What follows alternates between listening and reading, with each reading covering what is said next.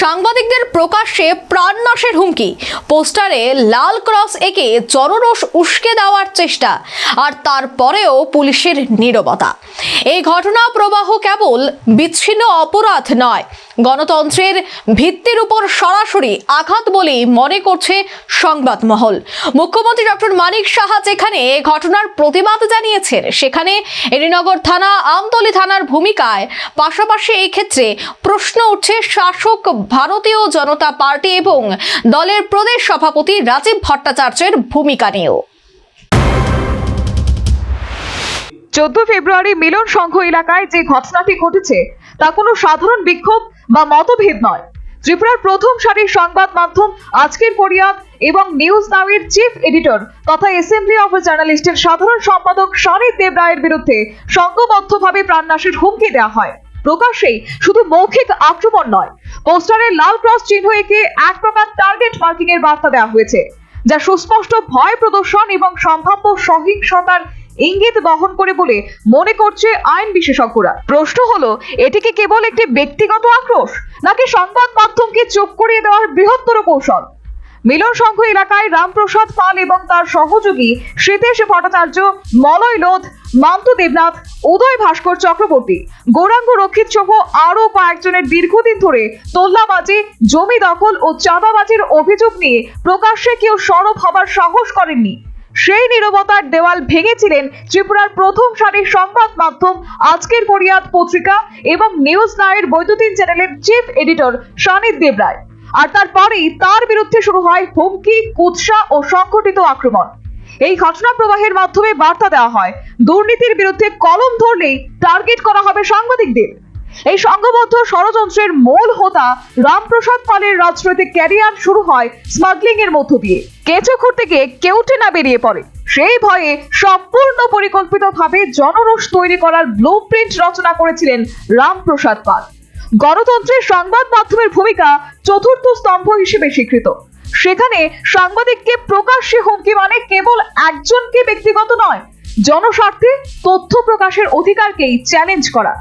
ভারতীয় ন্যায় সংহিতা অর্থাৎ বিএনএস এর 189 ধারায় অবৈধ সমাবেশ এবং সংঘবদ্ধভাবে প্রাণনাশের হুমকি, দুটি আমলযোগ্য অপরাধ। তবু এডিনগর থানার প্রাথমিক অবস্থান ছিল নন কগনিজেবল। আদালতের অনুমতির যুক্তি দেখিয়ে কার্যত অভিযোগ নথিভুক্ত না করা, আইনজ্ঞদের মতে এটি দায় এড়ানোর প্রবণতা।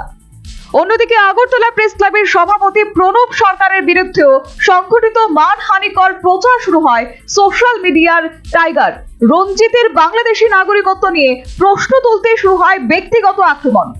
আগরতলা প্রেস ক্লাবের সভাপতি তথা হেডলাইন্স ত্রিপুরা সংবাদ মাধ্যমের এডিটর প্রণব সরকারের বিরুদ্ধে অসাংবিধানিক ভাষা প্রয়োগ করে একের পর এক মিথ্যা অভিযোগ করে চলেছে টাইগার রঞ্জিত। অথচ এই ক্ষেত্রেও নীরব ভূমিকা পালন করছে পুলিশ। এই ধরনের ঘৃণাত্মক বক্তব্য ভারতীয় ন্যায় সংহিতা এবং তথ্য প্রযুক্তি আইন 2000 অনুযায়ী আমলযোগ্য অপরাধ। সেই মতো তিনটি করে মোট 6টি মামলা লিপিবদ্ধ করেন উভয় সাংবাদিক।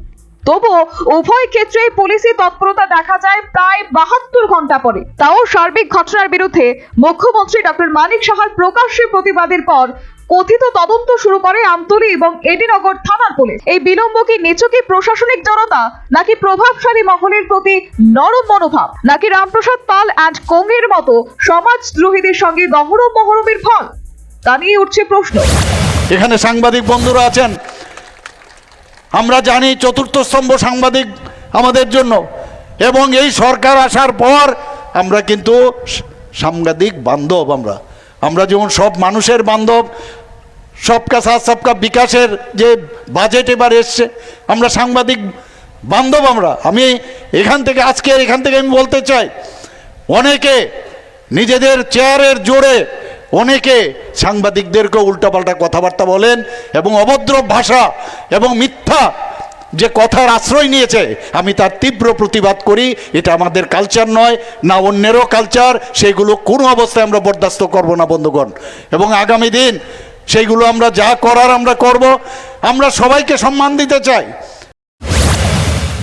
মুখ্যমন্ত্রী ডক্টর মানিক সাহার প্রতিবাদ জানানোর পরেই তদন্ত শুরু হয়েছে। সবচেয়ে লক্ষণীয়, শাসক দল ভারতীয় জনতা পার্টি এবং দলের রাজ্য সভাপতি রাজীব ভট্টাচার্য এখনো প্রকাশ্যে কোনো অবস্থান নেননি এই বিষয়ে। সাংবাদিকদের বিরুদ্ধে প্রকাশ্যে হুমকি, এটি কি শাসক দলের কাছে তুচ্ছ ঘটনা, নাকি নীরবতায় এক প্রকার পরোক্ষ সমর্থন? প্রশ্ন উঠছে তা নিয়েও। রাজনৈতিক শালীনতা ও গণতান্ত্রিক সংস্কৃতিকে শাসক দলের দায়িত্ব দ্বিগুণ। বিরোধী কণ্ঠ বা অনুসন্ধানী সাংবাদিকতা যদি শত্রুতা হিসেবে দেখা হয়, তবে তা সংকুচিত করে গণতান্ত্রিক পরিসরকে সংবাদ মাধ্যমের বিরুদ্ধে প্রকাশ্যে এই ধরনের হুমকি এবং কার্যকলাপের পরেও এক্ষেত্রে কোনো বাক্য ব্যয় করেননি বিজেপি রাজ্য সভাপতি রাজীব ভট্টাচার্য। প্রতিবাদী কলম পত্রিকার কার্যালয় আক্রমণ করে নিজেই যেখানে গণতন্ত্রের চতুর্থ স্তম্ভকে গুঁড়িয়ে দেবার অমর কীর্তি রচনা করেছেন খোদ ত্রিপুরার প্রদেশ বিজেপি সভাপতি রাজীব ভট্টাচার্য, এমন একটি ব্যক্তির কাছ থেকে এই ধরনের আচরণ প্রত্যাশিত বলে মনে করছেন সংবাদ মহল। তবে এই ক্ষেত্রে বিজেপির দলীয় ভূমিকা নিয়েই উঠছে প্রশ্নচিহ্ন। আইনের শাসনের মূল ভিত্তি হলো অপরাধীর ক্ষেত্রে দ্রুত ও নিরপেক্ষ পদক্ষেপ। যখন প্রকাশ্যে হুমকি, পোস্টার, বিকৃতি, জনরোষ, উস্কানি এসব সত্ত্বেও পুলিশ নড়াচড়া করতে দেরি করে, তখন তা ভবিষ্যতের জন্য তৈরি করে বিপজ্জনক নজির।